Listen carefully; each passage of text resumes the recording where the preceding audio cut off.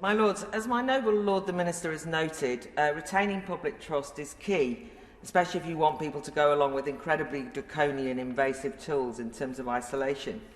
But it does feel as though this is a one-way street. The government asks the public to trust the police and the authorities rather blindly, and yet the government won't trust people to make the most basic decisions, such as allowing them to assess any level of risk or threat that they might face, and then they just use threats of criminal conviction far too readily.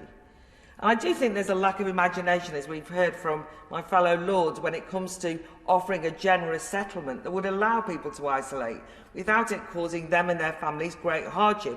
I just tell you, I know many people who can't afford to isolate. That is the reality, and you have to face up to it.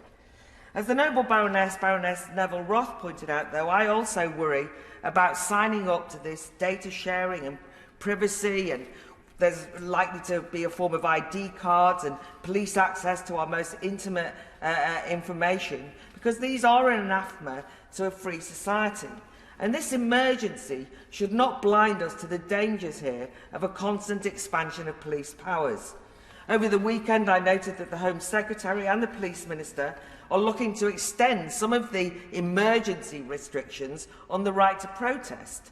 And I do fear that unless there's a full public debate about the consequences for freedom of association and redrawing the relationship between the state and the individual, that will in the end fuel distrust. Just one chilling bit of data, as the government's interested in data, my lords.